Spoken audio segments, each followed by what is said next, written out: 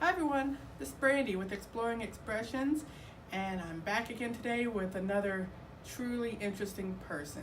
This is Miss Wanda Bennett, and she is one of the members of my United Methodist Women's group, and lives in the town I live in and has been here in St. Mary's for quite a while, huh? Since 1952. 1952. My very first United Methodist Women. The very first meeting I went to, you gave a talk. Oh.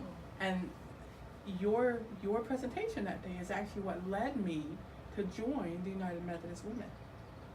Oh. And you gave a talk on the history of the UMW in St. Mary's. And I'll never forget it because so often, the pace today is so fast that it's easy to forget where we came from. That's right. So, and that's a lot of what I want to talk about is where we came from and where you came from and how this town has evolved and where it's going. So I don't know exactly where it's going, but let's start with you. Tell me a little bit about growing up and about your. Well, I grew up in a small town. Practically everybody farmed. We didn't. We lived right uptown, right by the railroad track. I grew up with my grandparents and my mother and her brother. I was the fourth generation in that family. And my mother and fathers had divorced and separated, and she had come back home, and she was pregnant at the time she came back, and she had me at home and with her parents. And so I grew up with my grandparents, my great-grandmother, and my great-aunt. And I've always thought about how much we were loved, I was loved, but at the same time, we were very poor, but I didn't know it. Do you understand that? That I didn't realize, because I guess everybody else was kind of in the same boat. I was Everyone born in around 31, you was also poor. Right after the Depression, and everybody my grandfather had lived in Jacksonville and had lost his job with the Coastline Railroad, and he had come back to Scriven, which was home to him, and that's where I was born. And so is my husband there. There's 5 years difference. He's 5 years older than me. And so you guys kind of grew up together? Yeah. Well, there's a time when 5 years makes a lot of difference in an age. 15 and 10 is a big difference. Right. And so I didn't start dating him. He was one of the ones he graduated from high school in May or June and was 18 in August and was drafted immediately in World War II. So I didn't date him through school and all. He went. He was off in World War II. He was off in the war, and then when he came back, he went to school on the Bill of Rights, and we started dating. I guess I was a senior in high school, but I graduated from high school at 16. Oh wow! We only went 11 years back then. Is that a regular thing? There were. Yeah, and they added the 12th year. I just missed it by a year or two. I finished my birthdays in October, so I was only 5 when I started school, and then I graduated. I was already in college when I had my 17th birthday. Oh wow! So what did you go to college for? I went to college in Milledgeville, Georgia, where it's changed the name since then, but it was GSCW, Georgia State College for Women. A man didn't dare set foot on campus. And now it's co-ed, so it's changed a lot. But I went to school there, and then he came back from the service, and we started dating a little bit, and then he went to Texas. He couldn't get, the colleges were all flooded with GIs coming back. Coming back on the GI Bill. And they had a waiting list, and he couldn't get into pharmacy school, and that's what he had always wanted to do. So we dated a little bit, and then he left to go to school in Texas, and I finished high school and went to school in Milledgeville. And then when he came back from Texas, he went to Atlanta. It's now Mercer University, but when he went to it, it was Southern College of Pharmacy. So the year I went to Atlanta, I finished my college and he had one more year to go. So I went to Atlanta and worked for the FBI and as a stenographer. And then when he finished college and graduated in '51, we got married in September and came back to Scriven, Georgia. That's where we both grew up. And he had promised the pharmacist there that he would come back and work in the little drugstore. So we did. We came back to Scriven and got married in September. Were you still working for the FBI at that point? No, I resigned. I only worked for him about a year, the year he was a senior in college. And I had a good job for women back then, because there wasn't a lot of jobs for women, and this was a civil service job, so it paid pretty good for a woman's pay back then. And we got married in September of '51. We will have been married this year 67 years. Oh, wow. That's amazing. Yeah, it is. Nowadays, because I'm a project. Well, and that's my an interesting parents were question. divorced, and You grew up, with like the 30s and 40s, with a divorced parent, which you didn't see a whole lot then. yeah. What was that like? Did it play a part in how your life went? I guess it did. Like I said, Granddaddy lost his job during the Depression, and he moved back to Scriven, and he just had a little blacksmith shop. And I had all the attention that a child could have, but I didn't have the things that money would buy because of the situation. And my mother clerked in a downtown store and helped with paying the grocery bill and the bills and everything, and Granddaddy was dependent on the farmers. What he mostly did with his shop was, I was little, and he built me a box so I could stand on the box and turn the forge that was heated with coal, and somebody had to turn the bellows. And that was your job? And that was my job. He built me a little box so I could stand on it, and I thought my granddaddy hung the moon. He was just that kind of person. I said he had to be a great man because he had his mother, his sister, his wife, his daughter, and then me. Ooh. But we grew up in Scriven, and both of us, and a salesman came by and said, you know, if you're interested in having your own store, you need to go to St. Mary's, Georgia. Well, even though it's not more than an hour and a half from here to Scriven, I had never heard of St. Mary's. And so he said... And what year was this? This was in 52, and we'd been married a year. So the druggist in Kingsland, Mr. Hill, was coming over here on his lunch break and filling prescriptions, and coming over here when he closed his store at night and catching up with the prescriptions that the doctor had written. So he had told, the doctor had told the salesman to be on the lookout for him a pharmacist.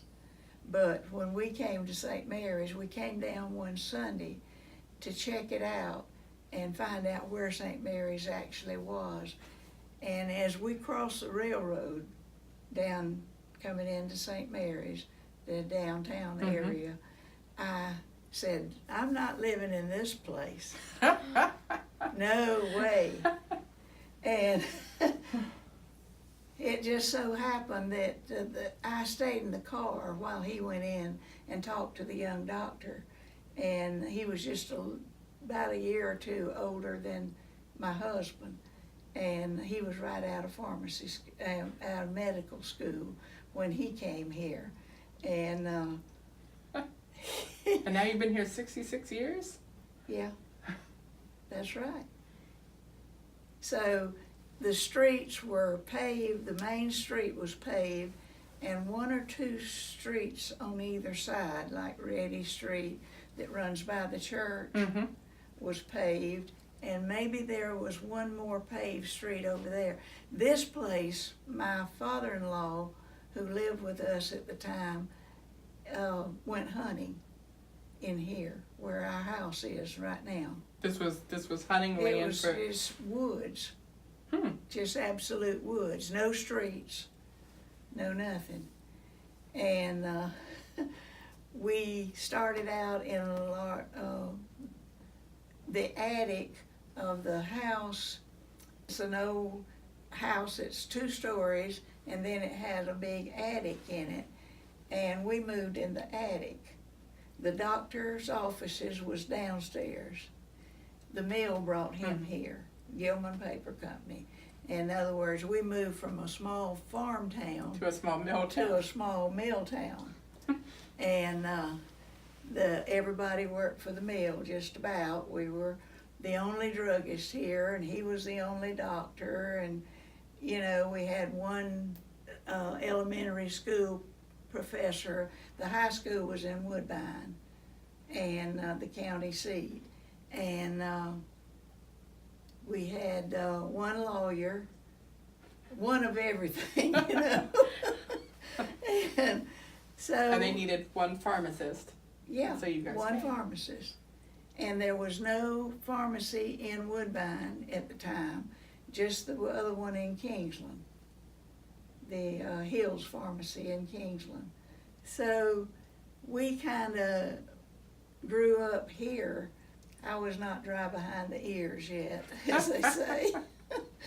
But anyway, the older people just sort of took me under their wing.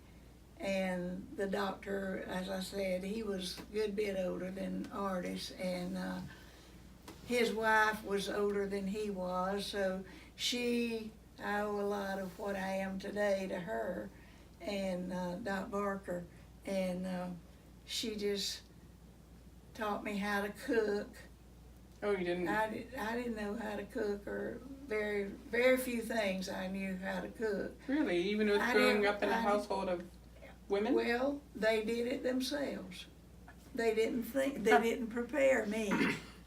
You know, Granny, my grandmother, had polio when she was a baby, and she walked with a limp, and she had to get her rest every day, and she would take me in the kitchen and start teaching me to do something, make biscuits or something, and I would make such a mess until she would say, go on out and play, which is what I wanted to do to begin with. Was my friends were outside playing, and I was trying to learn to. She tried to teach me to sew. That didn't work either. She was a perfectionist, and if my seam was a little bit crooked or something on the old Singer sewing machine that you pedaled, and she would make me rip it out. And I spent more time ripping out than I did sewing. And she would finally say, just go on out and play, because Granny didn't feel good. And she was getting aggravated with me because I was making a mess. So I didn't learn to cook or I was just rotten spoiled.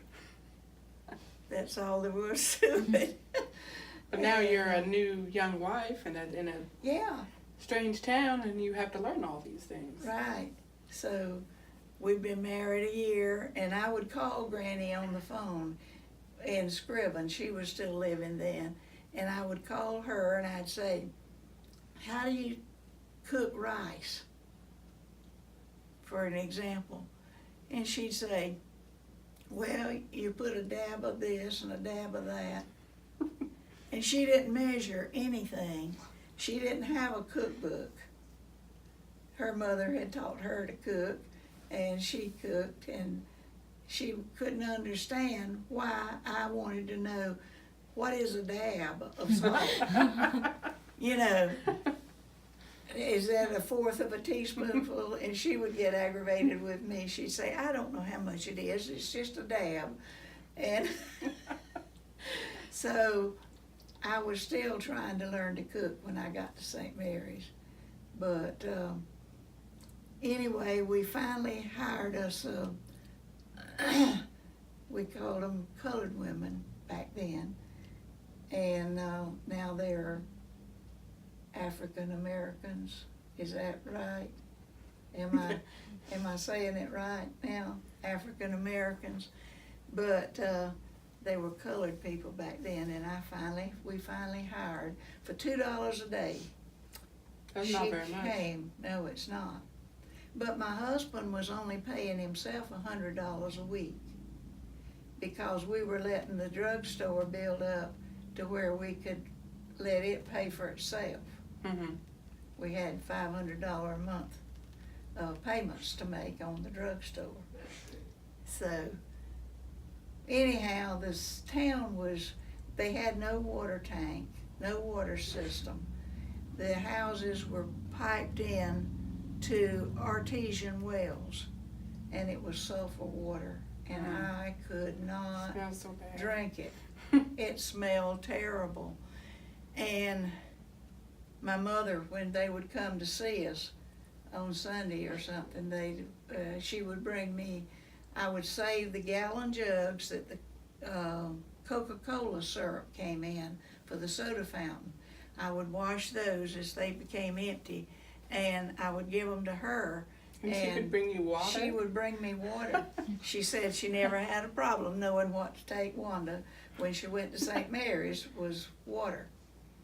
And I remember the night we moved in, we had a moving company move us, and we moved into Warren Bailey's apartment. You may have heard Mr. Bailey's name. He's the one that the church inherited his estate. That's the scholarship Samantha got. Yeah. And he owned an apartment house right there behind it faces Conyers Street, but it faces Osborne Street, but it's right behind the Presbyterian Church. Mm-hmm. And facing the street, there were 2 apartments downstairs and 2 upstairs. And the doctor had gotten that for us to live in. So we lived upstairs in the apartment. And then it was so hot, it was furnished with, the kitchen was furnished, and we never had to turn on the heat that winter because the heat it was a gas stove and a gas refrigerator. And the heat from running the appliances? From the pilot light heated the whole apartment. But then in the summer, and we were beginning to get hot.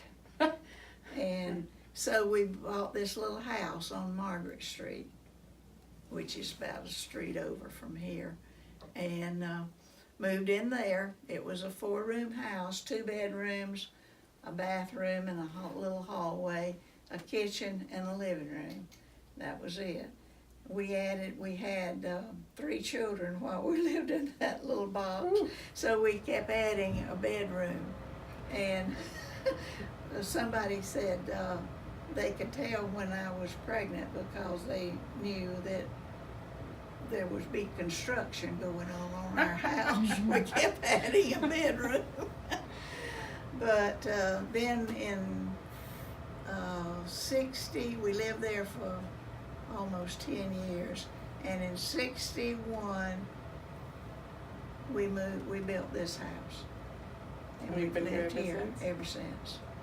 So all Well- of that moving was, St. Mary's is only a couple of miles long. So all that Right. moving is within like a mile. Oh, yeah. It's, We just had the husband of the Just black walked his lady stuff that over. worked for me had a pickup truck, and he moved us in his pickup truck because we were just right around the corner from here. have you been members of the St. Mary's Church this whole time? Yes, I'll tell you about that. We moved in on a Monday, and Tuesday morning, Artis got up and went to work, and I was beginning to unpack boxes. All we did was Monday night was This is get when the he moved sheets into the out attic. and- Yeah, Okay. yeah. And so we, we came that weekend. We came right at the Friday after Thanksgiving was when we moved to St. Mary's in '52. And we said he had found us an apartment. So we went back to Scriven on Sunday and moved on Monday, moved everything. And we moved into the apartment. So we didn't spend but 3 or 4 nights in the attic. Okay. So we, Which is good because this is South Georgia. It gets hot. I can the only next imagine. morning, the next morning, a knock came on my door. Well, it was a solid door, so I couldn't see out. I was upstairs in the apartment. I did not know anybody, and I thought, who is knocking on my door? And I didn't have a peephole or anything, you know. So I opened the door, and this man was standing there all dressed in his 3-piece suit, and he said, "Are you Wanda Bennett?" And I said, "Yes, I am." And he said, "I'm the pastor of the Methodist Church here."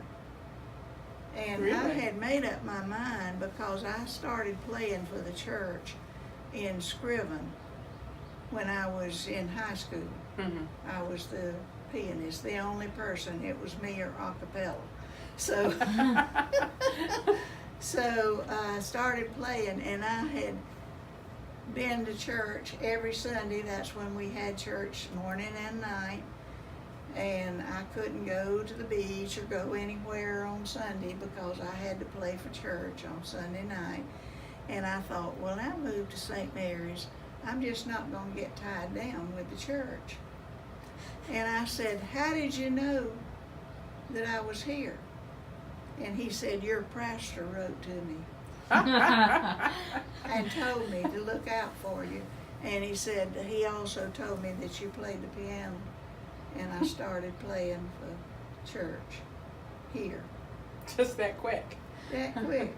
I didn't miss a Sunday going to church. And I was going to take a vacation from church, you know. So the way I got to be, Now, were they still in the chapel at the time, or had they built a new building? No, that was not built until after we built this house here. Oh wow, okay. So they were still in that little. The same man that built the house built the church, and he was from Patterson, Georgia. He was not a local person. But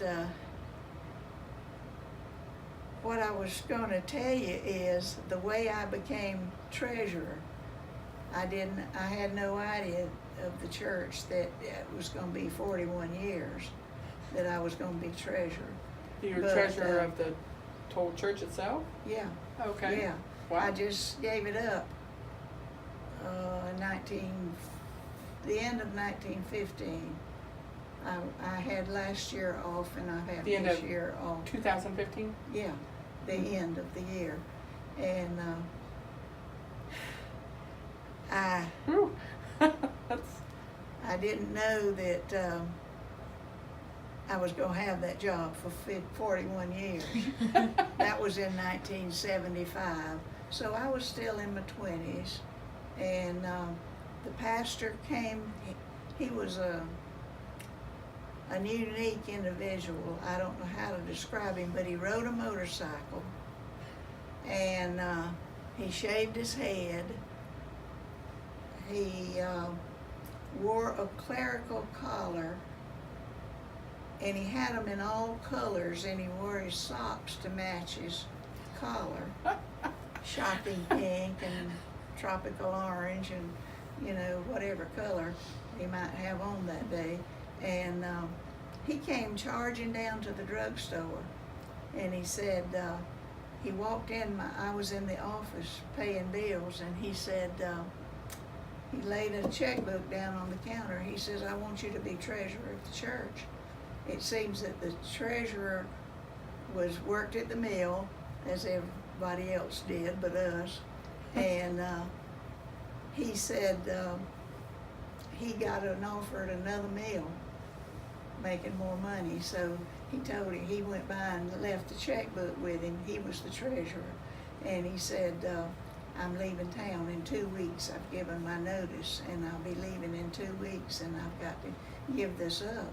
This was in August, in the middle of the year, and he said, I want you to be treasurer. And I said, Gus. We all called him Gus. His name was Augustus. But I said, well, we need to think about this a little bit. The nominating committee needs to nominate me, and I need to be elected and all. He said, we can't mess around for that. He said, and I said, well, we need to pray about this, because that's what preachers will always tell you. If they want you to do something, well, you go home. They won't take no for an answer. You go home and we'll pray about it. And then come back and do it. He said, you go to the bank and sign a card so you can write checks. All they had was a checkbook, and no books or no nothing. Mm-hmm. Really? And I said, well, I'll think about it. He said, well, I'll go home and have Mama pray for you. His wife was a real war prayer, and he said, I'll tell Mama to pray for you. And 41 years later, I gave up the job. Guess it worked. Yeah. So I've been involved very much in the church, because the one that pays all the bills and writes all has to know where it's going. the salaries and all that has to know what's going on. Mm-hmm. So so from your second day here in St. Mary's, you were part of the United Methodist Church here. I was. We didn't join for about a year. In fact, I got pregnant, and we had Bridget, who is our oldest, and Bridget was baptized, and Artis joined the church, and I moved my membership from Scriven to St. Mary's. And he was not a member of the church, and his mama was Primitive Baptist. And what does that mean? Well, the Primitive Baptists finally got a piano, but they didn't believe in music. Mm. No music, and no musical instruments. And you were a church pianist? And no, the Scriven had 3 churches, and they were lined up in a row. The same man gave the property for all 3 churches. The Missionary Baptist, which is the kind of Baptist that First Baptist is down here, and then the Methodist and the Primitive Baptist. And the Primitive Baptist had foot washings. Oh. I had friends that belonged to the Primitive Baptist Church. I would always belong to the Methodist Church, because that's where my grandparents went, my mother, and so I became a Methodist. And but I had friends that went to the Primitive Baptist Church, and we were on a 5-point charge. The preacher had 5 little churches scattered around in the woods, and he lived in Scriven. It was a Scriven charge, but he had Patterson and Broadhurst and Mershon and Bristol and I don't know if I've named 5 or not, but anyway, he had all these little churches, and so he couldn't preach every Sunday at any one church, and we only had church like first and third Sunday. I don't remember whether that's the time we had church, but just suppose first and third Sunday. Well, the Baptists over here had church second and fourth Sunday. So you could just and go the to Primitive Baptists only had church on the fifth Sunday. And they had their foot washings. And so I went on Saturday, I would go to church with my friends, and they would wash the feet of the deacons. Oh. That was the only part. Everybody didn't get their feet washed. Okay.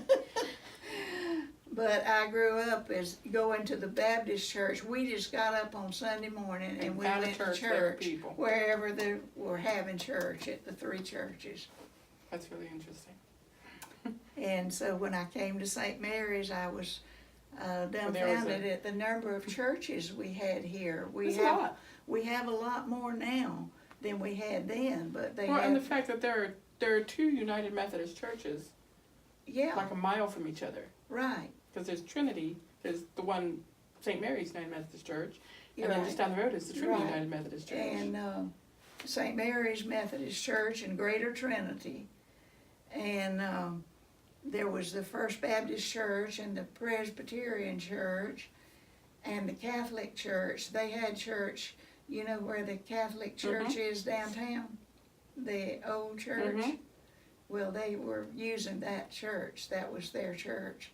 And they were having church in there. And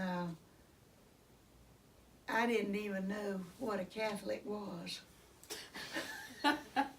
Until I came to St. Mary's. I had heard of them, but I knew nothing about the Catholic Church or anything.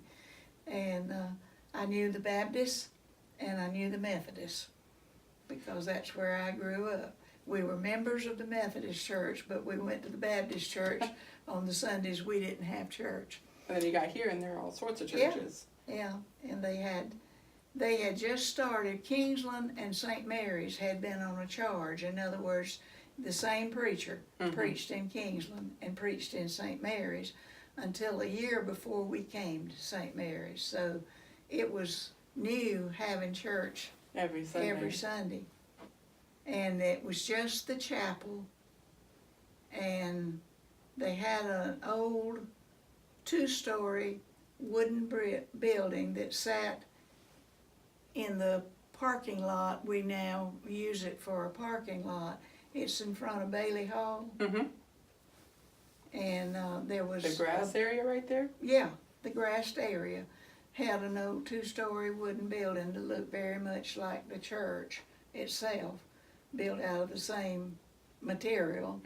And that's where they had a small kitchen downstairs, and they had Sunday school classes in that 2-story building. And the older women met in the parsonage, which sat where the parsonage, where the preacher lived, was where the sanctuary is now. Oh, okay. That's where his house was. And it all had a picket fence around it.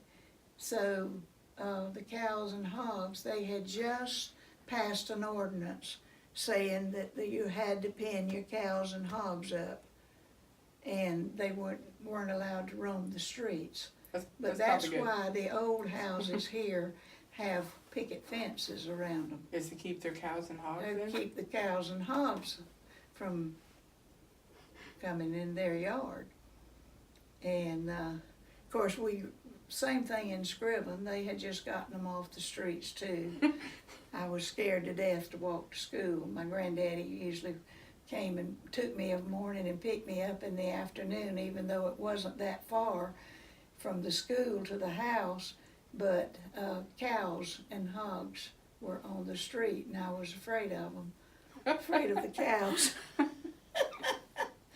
And so I wasn't, that part I was used to because I had come, but I had, And so the farmers, was the United Methodist Women there at that time when you got here? they had a United Methodist Women, but it was called the Women's Society of Christian Service. The That's a short mouthful. letters for it was the WSCS. That's what everybody called it, the WSCS, Women's Society of Christian Service. And but in Scriven, I remember when my mama belonged to the women of the church, it was called the Ladies' Aid Association. Ladies' Aid, AID, and association. So it has changed names several times, and I was still wet behind the ears when the preacher called me. Billy Key was his name, and he called me one day and he said, "I need you to be president of the women of the church." And I was in my 20s. As well as the treasurer? And I know. So you were already the pianist and the treasurer. Well, no, that was before I became treasurer. Okay. So he was the original preacher when you got here, right? Edenfield. Okay. So in a Methodist church, the preachers rotate through the system. So every couple of years, the preacher will go to a different church and you'll get a new preacher. And if you will notice in the pictures that we have in the hallway of the former pastors, they would come back. They would be sent back. They're not anymore. But they would be sent back in the old days. They might be here 1 year and they'd be moved. And then they'd be come back the next year. And they'd be moved again. And we had several preachers that served here several times. Maybe for a year or 2 years at the most. And then they finally started leaving them for 4 years. And I know Brother Bill, that's what we all called him, Billy Key. He just died not too long ago. But he was here in the 50s. And Richard was born, my second child was born in 56. And I know that he baptized him. So I can tell by who baptized them, what year they were here. But which makes it so important, organizations within the church like the UMW and the Methodist Men, because we with didn't have the preachers, Methodist men. Oh, there were no Methodist men? No. Well, that's interesting. I guess there was somewhere, but not in the boondocks of St. Mary's. You just had the Methodist women. And that was, and we were expected to do everything that was done. And during the time that Billy Key was our pastor, during those 4 years that he was here, excuse me, we built the education building, not Bailey Hall, but the school wing, where the school is? Yeah. And we thought we were really uptown, you know. Because most of the churches here did not have they were like us. They had an old church and that was it. And no education buildings or Sunday school rooms. We had the Sunday school rooms, what few we had were in that old wooden building that was eventually torn down after we built the new one. It was not used, and we found out that homeless people were spending the night in there. And what we were really afraid of was that somebody would set it on fire. And catch the church and on fire. It would burn the chapel, you know, which was our only sanctuary back then. So, and that sanctuary is quite a history, as you know, behind it. It's quite old. And it's not the first church the First Methodist Church was moved down the street, and Greater Trinity used it when they first came into being. I guess the I don't know how long they've been over there, but they put the old wooden building down there and used it for their sanctuary until they built their, is it Brock or Brick or, they have a nice building anyhow now, and Sunday school building. But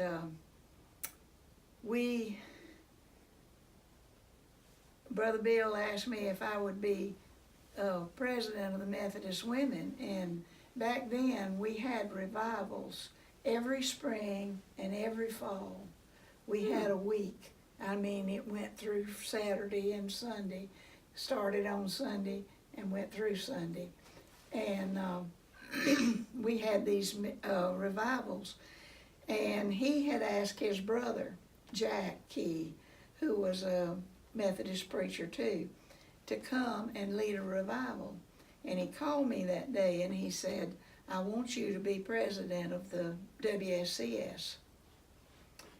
And I knew right then that they couldn't get anybody to be president because they elect their own officers.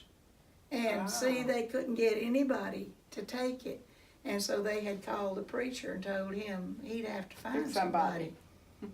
And so he called me and I said, well, I don't know about that, because I had just started going to a circle meeting